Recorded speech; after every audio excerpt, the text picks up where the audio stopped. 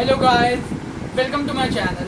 मेरे चैनल का नाम है let's be rational. My name is Mohit और इस चैनल पे हम पॉलिटिकल इश्यूज और करंट अफेयर्स को डिस्कस करेंगे और उनको एनालाइज करने की कोशिश करेंगे। तो रिसेंटली गवर्नमेंट ऑफ इंडिया ने टिकटॉक और 58 अदर चाइनीज ऐप्स को बैन कर दिया under section 69 of the IT act. अब गवर्नमेंट ने ये जो बैन लगाया है, इसके पीछे जो गवर्नमेंट ने रीज़न दिया है वो ये है कि ये ऐप्स हमारे देश की सॉवरेनिटी और सिक्योरिटी के लिए खतरा थी।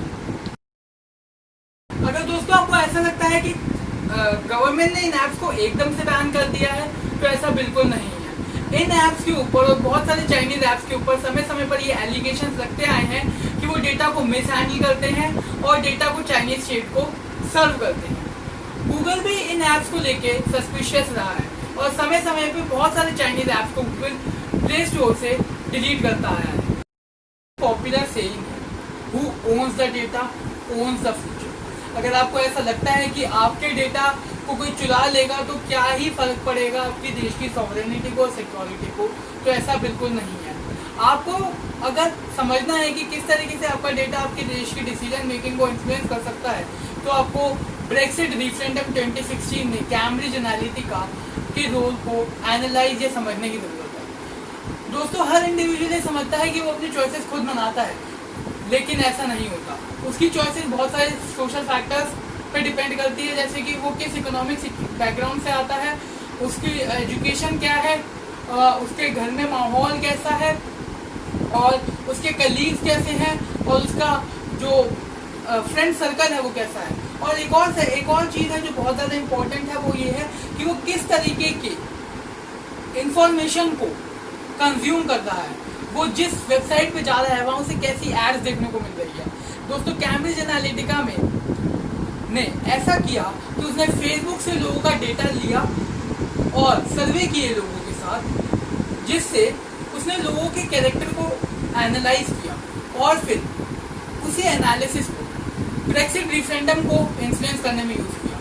दोस्तों, ब्रेक्सिट रिफरेंडम में था क्या कि ब्रिटेन के नागरिकों को ये डिसाइड करना था कि वो यूरोपियन यूनियन का पार्ट रहना चाहते हैं या नहीं।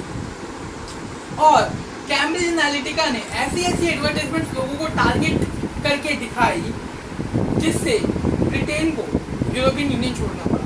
इसका एक क्लासिक एग्जांपल इस एडवर्टाइजमेंट का ये है दोस्तों कि ऐसी एड दिखाई गई जिसमें दिखाई गई कि किस तरीके से टर्किश लोग जो हैं वो किस तरीके से ब्रिटिश लोगों की नौकरियां खा रहे हैं, जो कि बिल्कुल झूठा था।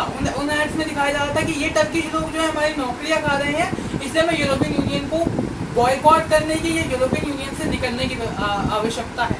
लेकिन टर्की जो है यूरोपियन यूनियन का पार्ट ही नहीं। इस तरीके से दोस्तों इन्फ्लुएंस किया जाता है, प्रोपेगेंडा चलाया जाता है।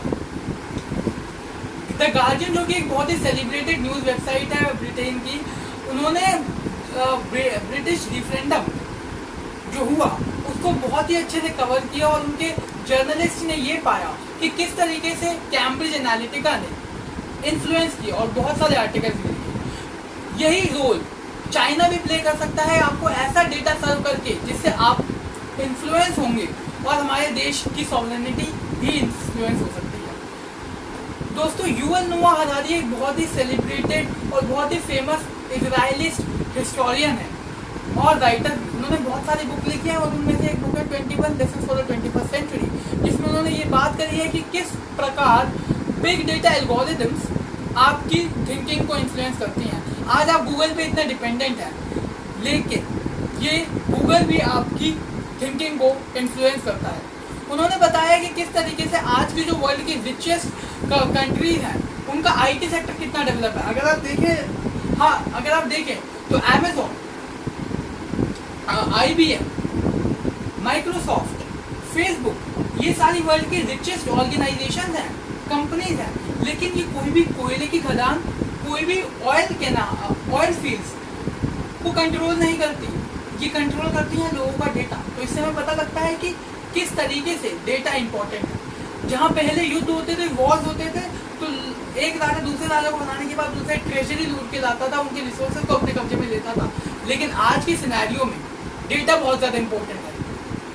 अगर आपने देखा होगा तो गलवान इंसिडेंट के बाद चाइना की तरफ से जो साइबर अटैक्स हो रहे हैं वो बढ़ गए हैं, और इन ऐप्स को बैन करने से चाइना के रेवेन्यू में ही डेफिसिट नहीं आएगा, बल्कि हमारे नेशन की सिक्योरिटी और सॉवरेनिटी के लिए भी इम्पोर्टेंट है। लास्ट ईयर भी मद्रास हाई कोर्ट ने टिकटॉक को बैन कर दिया था, लेकिन वो बैन फिर मद्रास हाई कोर्ट ने लिफ्ट भी कर दिया था। लेकिन इस बार टिकटॉक का वापस आना और बाकी चाइनीज ऐप्स का वापस आना थोड़ा मुश्किल है, क्योंकि इस बार बैन का रीज़न कल्चरल डेंजर या फिर नेगेटिव कंटेंट नहीं है।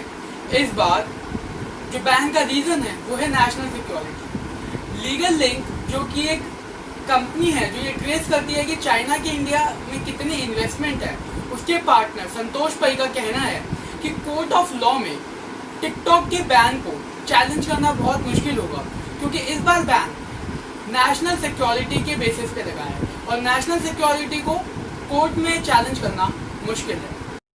Thank you guys for watching my video and giving your precious time, I really appreciate it. और फ्यूचर में भी वीडियोस आती रहेंगी तो अपना सपोर्ट देते रहिएगा और इस वीडियो को लाइक कर दीजिए और चैनल को सब्सक्राइब कर दीजिए।